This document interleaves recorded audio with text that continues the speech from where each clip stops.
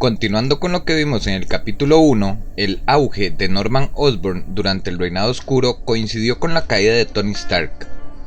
Para evitar que Osborn se hiciera con los secretos que éste había descubierto mientras dirigía S.H.I.E.L.D., Tony purgó la base de datos de superhéroes y mantuvo un solo archivo en su mente, almacenado en la nanotecnología extremis que había usado para realizar la interfaz entre él y su traje de Iron Man. Para desechar esa información, la única manera era dañando su cerebro, lo que mermó su alabada inteligencia, pero acabó siendo incapaz de controlar sus trajes más sofisticados y al final su vida se vio amenazada. Entretanto, Osborn modificó un traje de Iron Man para convertirse en Iron Patriot y persiguió a Iron Man para matarlo.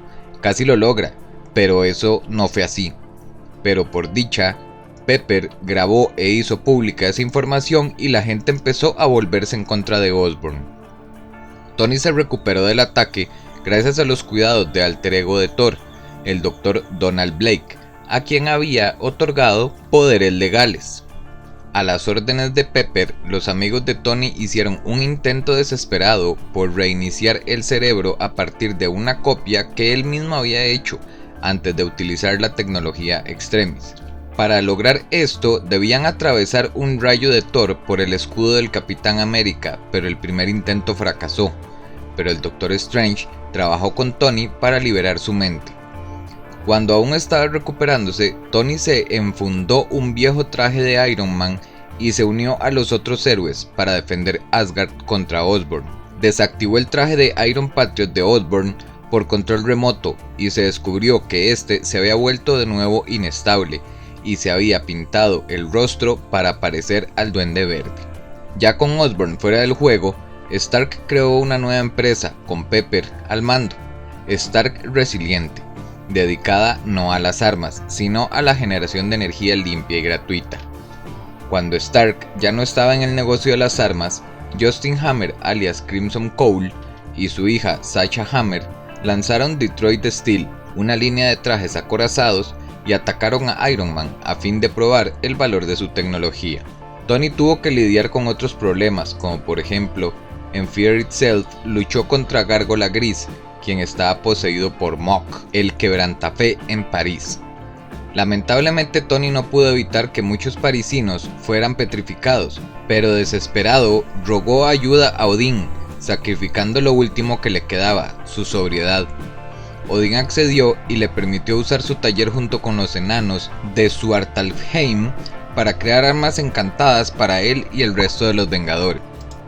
Tras el triunfo de los héroes, Tony se encaró a Odín por no preocuparse por la gente petrificada, y este la restauró sana y salva. Luego, el Mandarín y Ezequiel Stein se unieron y mejoraron a varios de los enemigos de Iron Man. Entonces, Tony se dio cuenta de que debía abandonar Stark Resiliente para proteger a Pepper y al resto de los empleados.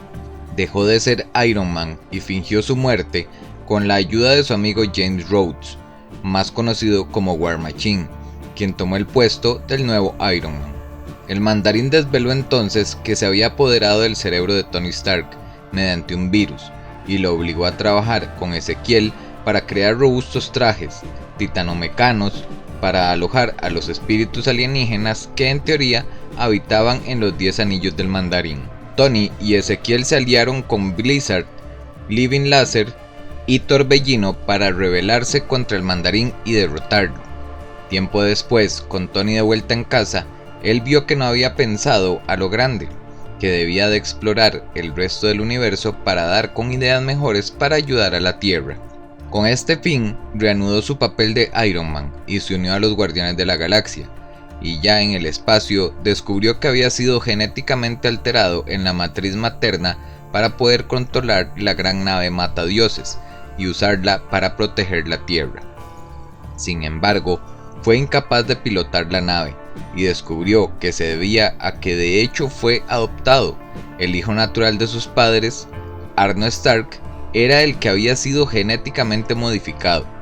Este había pasado la vida ocultándose y una maquinaria lo tenía con vida. Al igual que Tony, Arno era un genio y enseguida se pusieron a hacer del mundo un lugar mejor. Tony localizó a su madre biológica, la famosa cantante y exagente de S.H.I.E.L.D., Amanda Armstrong, y la invitó a trabajar en su empresa. Tras las incursiones y reformulaciones de la realidad, Tony dio con un nuevo aliado, Victor Von Doom, a quien Reed Richards curó cuando se rehizo la realidad. Doom trataba de ser un hombre nuevo y ayudó a Tony a vencer a Madame Mask.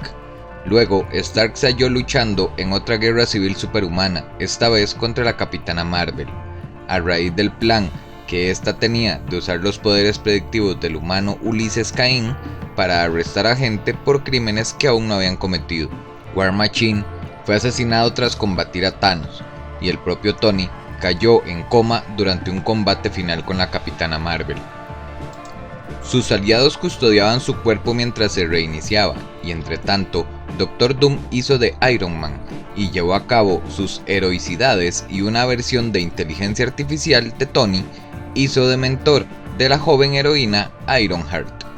Más adelante, el cuerpo de Tony se curó solo gracias a su tecnología avanzada, que luego Tony usó para resucitar a Rhodey.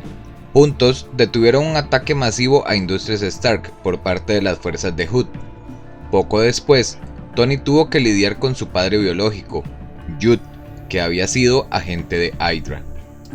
Después rebautizó su empresa como Stark Unlimited y contrató a nuevo personal, incluido a la robot Yocasta, que la ayudó a empezar una relación con The Wasp, la original Janet Van Dyne, que con gran sorpresa, tras años de penurias constantes, Tony encontró consuelo en los brazos de Janet.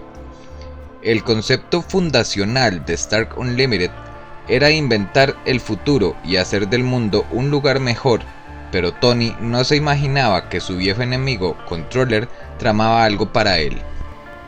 Como dato extra, como la gran figura pública que es Tony Stark, ha forjado alianzas con individuos poderosos, como de mucha confianza, entre los que están en primer lugar del ranking Pepper Potts, War Machine y Mr. Fantástico. Pero así como tiene su cartera de aliados, tiene una lista muy grande de enemigos poderosos, tales como el Mandarín, Dínamo Carmesí, el Fundidor, Quincallero, MODOK y Ezequiel Stein, entre los más representativos. Hasta aquí vamos a dejar este capítulo 2, los espero en el próximo, que vamos a entrar más a fondo con algunas situaciones especiales que han sido las que más han marcado la vida de Iron Man. Así que no se lo pierdan, nos vemos en el próximo capítulo, no se les olvide contarme qué les ha parecido hasta ahora esta miniserie y nos vemos muy pronto.